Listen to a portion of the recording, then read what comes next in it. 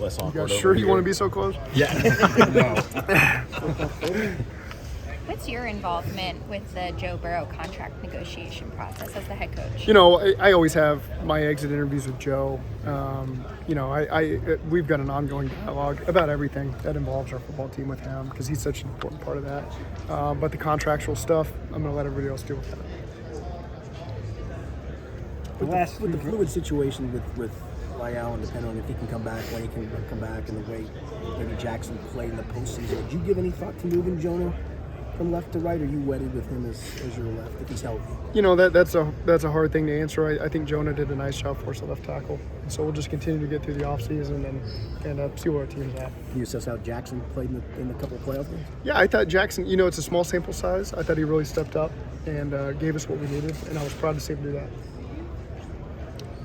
What do you make of Eli Apple's season, and is he someone that you guys would want back moving forward? I think Eli was a valuable piece for us, you know, and it's finding corners that can go out there and function on a weekly basis is really hard to do. I thought Eli's done that for us for the last 2 years, and he's been a big part of the success that we've had. The last 3 drafts have been rather bountiful. Is there any one common denominator, any one strand that you can kind of attach to the success of the last 3? Well, I think just very thorough in a process and a belief that when we submit the card to, or I guess phone call is how it works now, you know, there's belief that this player is going to help us win, you know, and I think that's what Duke does a great job navigating that process. You know, starting during the season with the scouts to involving the coaches here in March and April, and then getting to that point in late April. It's a fascinating process to watch. He does a great job mastering it. And, you know, I think he's just very thorough in his approach to finding the right players for us. One thing Duke said was that having another late first-round pick this year makes you guys more flexible. How nice is it having that flexibility just in your all's eyes was a pick that late in the first round? Well, there's obviously an unknown of who's going to be there because, you know, it is so late in the first round. But I think we've done a great job of finding value there these last couple of years, and we got to continue to do that in order to be a good team. Continuity has always been a big thing for you, Zach, with the coaching staff. But what about the players? Duke was saying that this is not a situation where you guys are in where you're going to go external in terms of free agency anymore. You're looking to keep the players you already have. What does that mean to you? Yeah, well, we know what we have, the players who have been in our locker room. And so the best thing is to get as many of those guys back as you possibly can. And so that's the process we're undergoing right now. You never want to lose too many guys at once, obviously, of a big nucleus of what our team's been about. And so, again, that's just what we've got to navigate now. We've got a lot of great players that are deserving of money, young and old, and we'll sort through how all that looks now. Is it a good problem to have? Is it simple as that? These are problems you want. You want to be a championship caliber team that's competing for championships, that has young talent, old talent on the team, that you're always looking to reward. I think that's the best problem you can have. As a play caller, how nice has it been to have Tee Higgins on the opposite side of Jamar Chase? Yeah, it's great. I mean, it's that's why whenever you see the rumors floating around there, it's nonsense because at the end of the day, I do get to call the plays, and it's fun having weapons out there, and you don't really want to give those up. So you just laugh that off? I do, yes, I do. When you complete the exit interviews, do you have a general sense, without revealing it, just guys that are coming back, guys that you think won't? I mean, did you have a pretty good sense of it as a head coach of like what direction things are going? Yeah, I think free agency can always surprise you either way, and so you try not to overthink it. We try not to have those conversations just in the exit process. You know, just we want a good feel for our guys and for them to understand their value to us going into this process because it does get into the business side of things now, and that's a little bit hard to control. But I think our guys know how we feel about it. How much communication do you have with Burrow, period, between the end of the season and then kind of this part of the offseason? You try not to overdo it because he probably gets tired of me over the 7-month period. So you don't want to overstep that way. But he's a big part of what we do, and we want to make sure that we're always communicating with him and what's going on. And again, he's a guy who's around the building a lot, working out there, pops into the offices just to catch up and see what's going on. So again, he's very valued. What does it say that he's still kind of in town? He's not like out of town in the offseason, and he's still kind of around? Yeah, I don't know. I mean, he may pop in and out of town. I see him sparingly. And again, we're out of town doing different stuff like this too, so it's hard to know everybody's schedule, but I'm sure he gets some time off as well. Zach, when you have a chance to meet with prospective draft players here at the Combine? What's most important to you in those conversations you have with those players? Everyone's a little bit different, you know, because you go on all those interviews, maybe trying to gain a little bit different information on each guy. Because again, Duke and that staff have met on all these guys. We're catching up to the information that they have.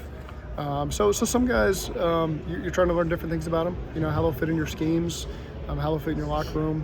And I think that the guys do a good job navigating that room and making sure we get the right information. Is it more personality-based that you're trying to learn about the person? You know, every player is different. You know, some it's a scheme and their knowledge of their scheme and how they'll fit in your scheme. Some of it's just getting to know the player a little bit more before you jump into these Zooms and the pro days and the private workouts. And so, you know, it's pretty generic for the most part, but it could evolve from a guy to guy. As far as explosive plays in 2021, obviously that was huge, and defenses adjusted, tried to take them away. Yeah. Do you need to add more speed this offseason? Is that on the priority list? You know, I think we try to find the best way for us to score points every year. And so whatever that makes it our offense look like, we're going to try to find ways to be able to do that. Is it hard as a head coach? Well, obviously, you have a lot of experience with it now, but to not with having to catch up with the draft, but then, you know, like you can't skip over free agency because that's such a vital part in terms of maybe shaping some of the decisions you make for the draft. Like, is it hard to not maybe like gloss over free agency to focus on the draft? Like, how much does one dictate what you guys do in the other one? Well, it's good that they're separated by, you know, a month and a half at the end of the day. So you're able to prepare for both. You can make sure you're ready for free agency and the decisions you're going to make. At the same time, watching draft prospects and learning that information. And then free agency kind of comes to an end. You know, it slows down, and you get that month to focus on the draft and make sure you're cleaning up everything on that end and getting to all the workouts you need to get to and talking to all the guys you need to talk to. So I think it's spaced out enough to where you can focus on one with all your energy and then make sure you're able to clean up the draft as well. Do you feel like you guys needed a little bit more juice in the pass rush at times last year, and particularly maybe on the interior? I know BJ was playing a lot of snaps for a long period of time. That's something you guys felt like maybe you need a little more of? Well, I think it's never bad to have more pass rush. You do see teams start to evolve how they play against us, where they got to get the ball up quicker because of the effect that our guys have up there. And so you got to kind of balance both things. I think the guys we roll out there have done a great job getting pressures on the quarterback. And maybe it's not always sacks, but they certainly feel the pressure. And you're never opposed to finding ways to generate more pressure. How did the run game evaluation go? I'm sure you've already done all the self stuff. What did you think about the run game? Yeah, I mean, you'd want to be more explosive at times. I think the efficiency's there for what we wanted to get out of it. And at the end of the day, that's our number one focus, is making sure we're efficient and staying on track with the downs. But at the same time, you do want more explosive runs. Do you feel like Mixon has been efficient enough for you guys to be a good offense moving forward, kind of the opportunity? Oh, I certainly think that he has. I think our backs have done a great job. You know, and the explosiveness comes from all the positions. That's not just a running back thing. That's blocking on the second level, blocking on the third level for guys, and you know, that's in putting those guys in the right position as well. The way that you guys play, how much more important is pass protection for a tackle than the ability to blow up into the run game? Obviously, you want both, but like, how much more do you side to that when you're evaluating guys because the way you guys play and the way, you know, Burrow throws it? It's a balance. You know, it's. I don't feel like when the last second you're on the clock, that's the final question. You know, we've done such a thorough evaluation of all these guys and how they fit us overall, that you try to take all those things into account. So probably didn't answer your question the way you wanted it, but there's so many things that you take into account there. Zach, heading into free agency, you have 4 starters on defense that their contracts are up, and obviously I'm sure you guys at this point know who you'd like to target and have deals out for them. Does it give you any nerves about it going in with that many starters, kind of their future up in the air? I think this is just the circumstances we're dealt with right now, and so again, that process is going to play out over these next couple of weeks. Those guys know how we feel about them. They've obviously been a big part of what we've accomplished. And so, you know, we're just going to continue to navigate these waters and figure out how it works out for us in the next couple of weeks. Do you feel set with Drew at punter, or do you envision an open competition in camp? Yeah, I think it's good to have competition there. It's not a position you would draft? I think that part's hard to predict. You know, we just see where the draft goes and where the value lies.